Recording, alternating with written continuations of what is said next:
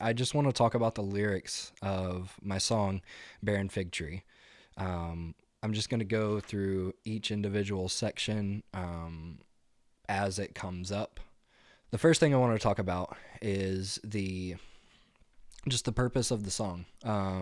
So the purpose of the song is to reflect on uh, Matthew chapter 21, verses 18 through 22, and put kind of the story and a little bit of life application into play for this parable. So, and I've done a video in the past where I actually, or three videos where in the past where I go in and I break down exactly what happens in the parable, and talk a little bit about the meaning of the parable. And so, first we go into verse 1, which reads, "The sun rose on a barren tree, its branches bore no fruit to see. I walked with doubt, my faith worn thin, my heart worn down by the storm within, walking around dazed and confused." That last line is really just. I never walked around. That was supposed to be a reference to a point in my life, but I did sitting around dazed and confused didn't exactly make sense, so I guess I lied. So I'll start off with that. I was the time that I'm referencing here is I was actually sitting in my car, just kind of broken and devastated, and I wasn't really sure where uh, my situation was about to go. Anyway, um, so verse 1 talks about um, most the thing that it references the most is um, my spiritual barrenness, my faithful barrenness, meaning that I had very little faith. I was not demonstrating faith toward God in this moment and during this time. I was demonstrating that I did not trust God. That's what I would have gotten based off of if I was God and I was looking at how I was acting, then I would have said he doesn't trust me, because that's what I was demonstrating, um, and maybe I didn't have a reason not to necessarily. We weren't so I was worried about us not having me and my family not having a place to live. There was just a time in our lives where there was some stuff going on, family drama alongside financial struggles, um, and we had a backup place to live, and then all of a sudden it disappeared. Like, meaning that we were no longer allowed to go there, but we had already turned in our 30-day notice, and we did not have a place to go at this moment.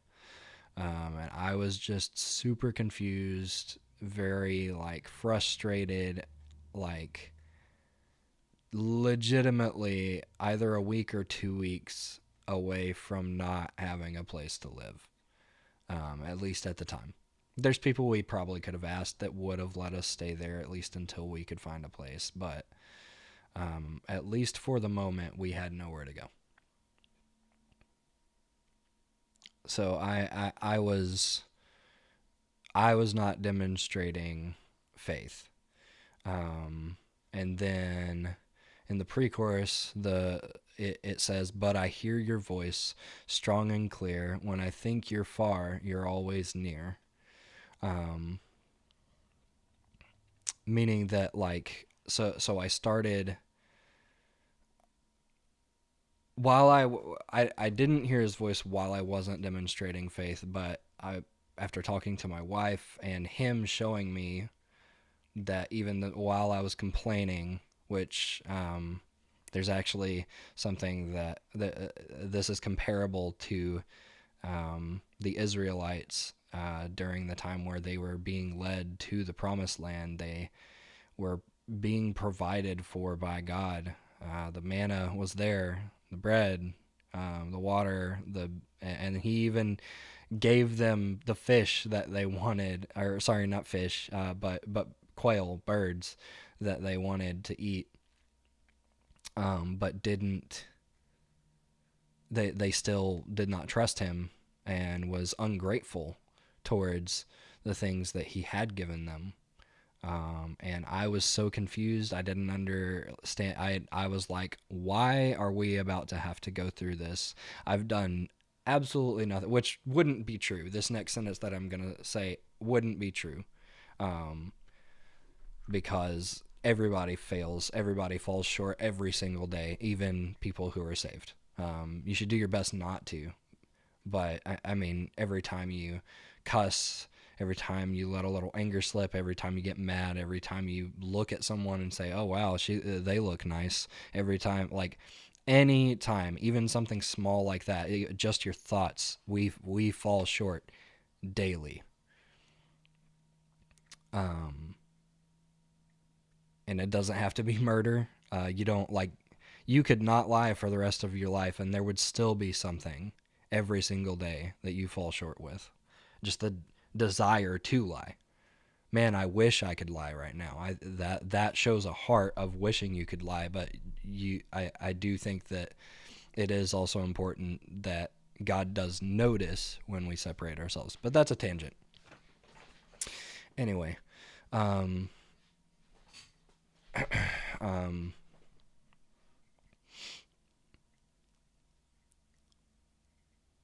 but I hear your voice strong and clear. Um, that is after I finally started listening. When I think you're far, you're always near. And that is speaking to the moment before I started listening, um, where I wasn't demonstrating faith again. Um, then it moves into the chorus, which is like the glue that holds the rest of the song together. It demonstrates and talks about the solution to the problem of not having faith, which there's not really one other than just have faith. Faith. It starts with faith as small as a mustard seed can move the mountains and meet the need. So whatever need we have in life,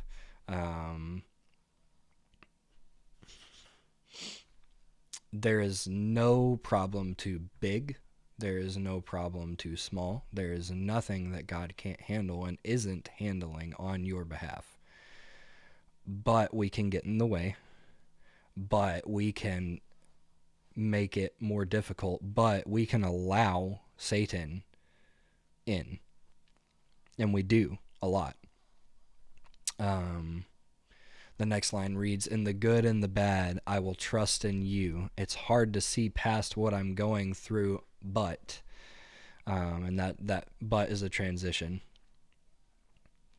So this is to speak to what we should do as Christians is we have faith in God when we can feel and see how good He's being to us, but oftentimes when we are about to be blessed beyond measure, it is then that we are struggling the most. God is putting us through a trial, or maybe God is allowing Satan to put us through a trial of temptation, of struggle, of worry, potential worry, things that would cause us to worry or doubt. And the fastest and easiest and best way to get through it, as demonstrated through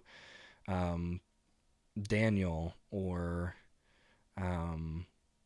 Shadrach, Meshach, and Abednego, those faith giants who literally stood in fire, who literally sat in a lion's den and just trusted God to take it. Paul, who sat in a jail and just trusted God just showed his faith to God.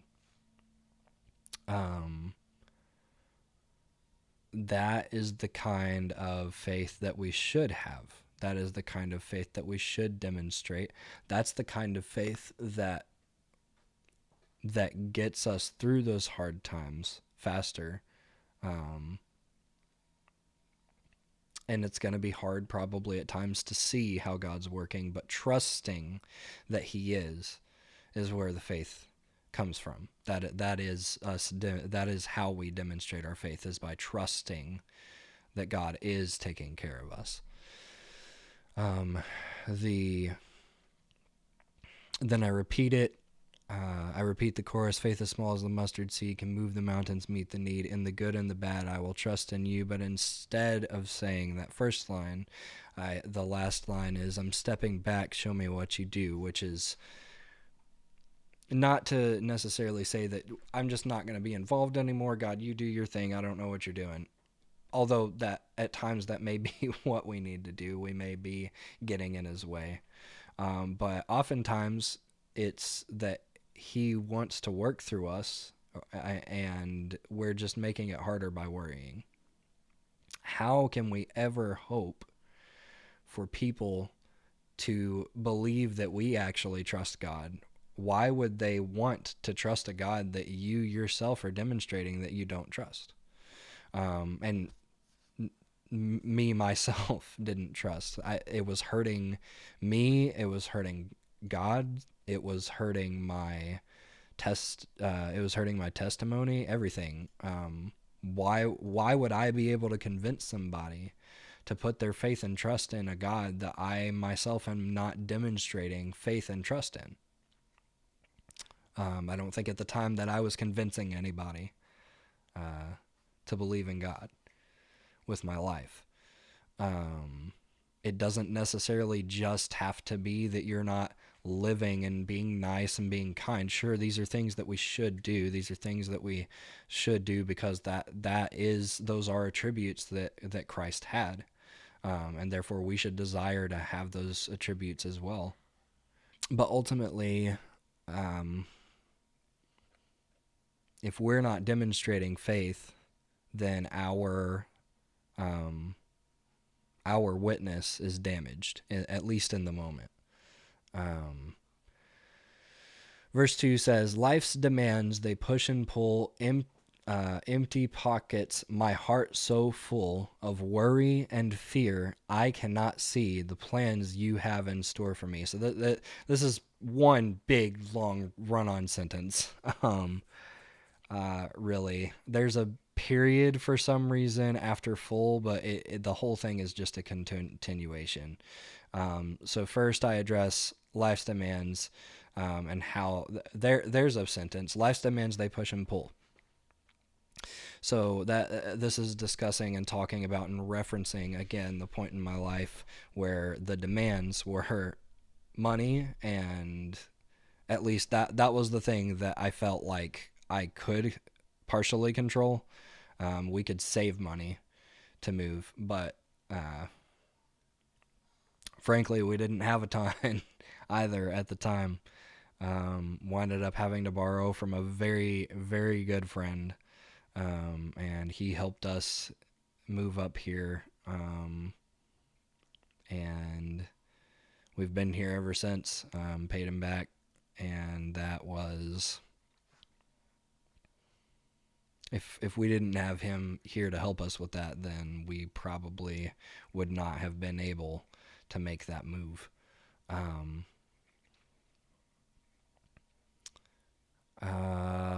Empty pockets, my heart so full of worry and fear, I cannot see the plans that you have in store for me. We were broke. We had no money. We had potentially no place to live. And so I was worrying and I was afraid, especially of losing my kid. We had just had a kid, and the idea of having CPS, which usually there's programs to where once you're back on your feet, you can get your child back. But being without her, now that she's been here. I mean, sure, there are nights that she makes me want to pull my hair out. Absolutely. But if on that night she just disappeared, vanished, I would be devastated. So would my wife. I would feel empty. Um,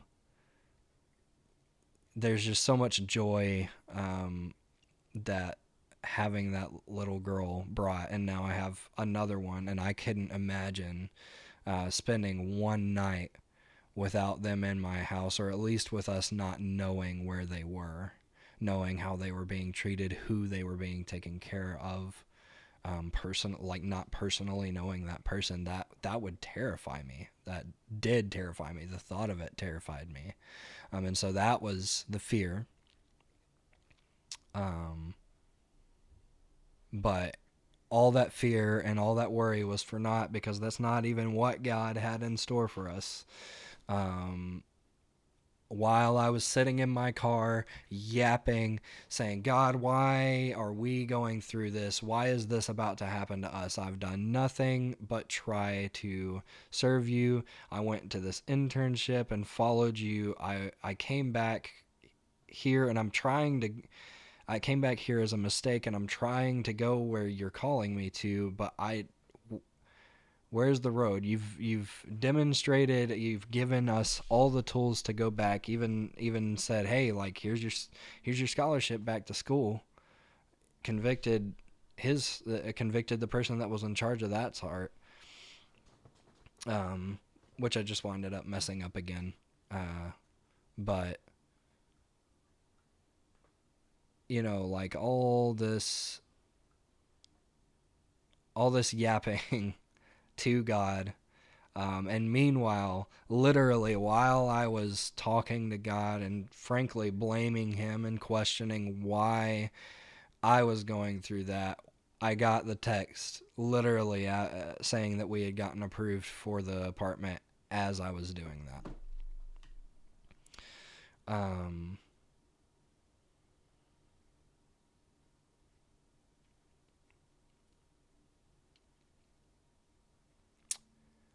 I think preparing for that potential outcome wouldn't have been necessarily bad. But I did not trust God. I'm not the first person to, but I didn't trust God. And so that's why I've written now 2 songs specifically about faith, is because that is something that I have struggled with probably the most, is doubt, worry, and fear, or having faith.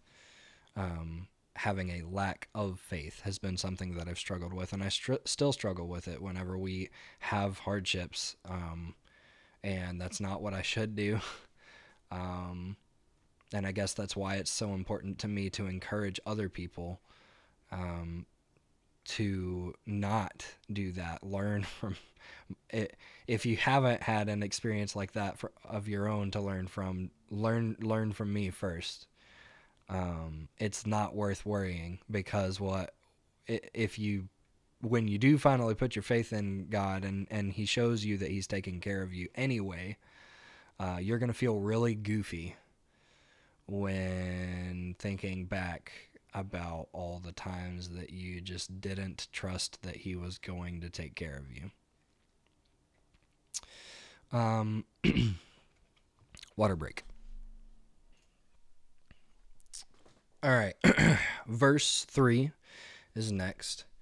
And in verse 3, it says, "You spoke to the tree and it obeyed." So this is addressing specifically the parable. So in the parable, um,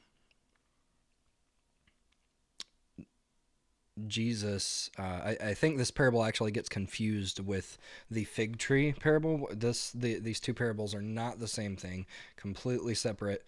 And I will probably be making a song on that one, which is going to be confusing, but hopefully maybe some elaboration on this will help, because anyway, so the fig tree that Jesus and his disciples are by, um, in this parable are, it has leaves. It's not barren from the start. The first line says, "You spoke to the tree, and it obeyed. Branches withered, faith was displayed." So it demonstrates, Jesus here is demonstrating the power of what faith can do. Um, he speaks to a fig tree, which is perfectly fine, perfect, like isn't withered from the start. That is why this parable is the barren fig tree, not the parable of the fig tree. Separate parables. I probably will wind up breaking down this other parable later, as well, and talking about it because it also shares a different lesson. But Jesus just with his word, with one sentence, makes the barren fig tree wither away.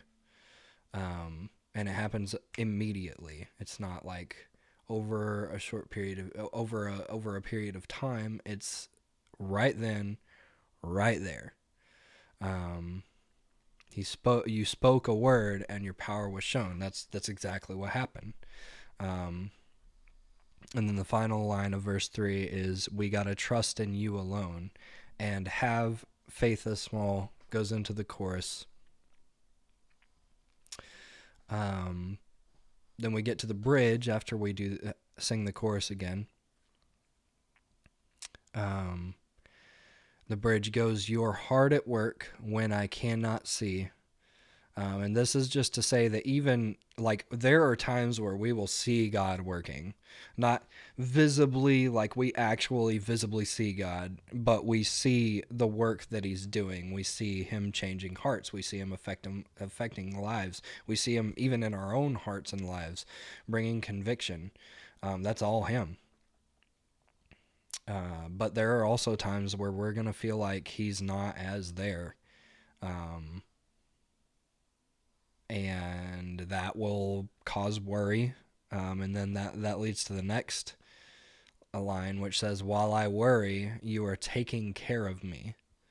And this is just a conversation with God saying, "Hey, like, now I know, and now I realize, and now I understand that, like, even when I can't see, even when I am worrying, you are taking care of me. And now I know." And the correct response at that point on my part and anyone else's part that has that realization would be to start trusting him in those moments. And then I sing the chorus again to drive it home, a commitment of my own, which is in a sense repentance of not trusting, repenting of doubt, repenting of worry, and saying, "I'm just going to trust you." So my encouragement on this entire song would be to trust God no matter what. If you have rent due and you're not sure, instead of not trusting God, maybe say, "Okay, well, God's given me these people to rely on," and that might sound like you're using people. If you have the intention of paying them back, and if that's what they want you to do, sure, I guess it could be viewed as using them.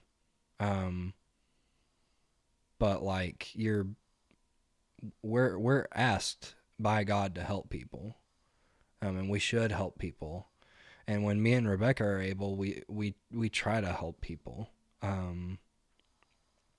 So instead of getting embarrassed and worried whenever something like that's going on, ask for help. Or when you just don't know what you're going to, if you're stressed about something and you aren't sure how you're going to find the solution for it, then trust that, like, pray about it. go to God. Stop. Like, don't let him be the last resort. Let him be the first option, right? Because while God does give us brains, he also does expect us to have faith. And I think that the brain and faith, when put together, can accomplish just about anything. But when it's just you, just a man, just a woman, uh, trying to rely on yourself, you're gonna have a hard time. Or at least it's gonna feel like you're having a hard time because you're not relying on him and you're not seeing the full picture of how everything's coming together. Yeah, have a good day. Go to church.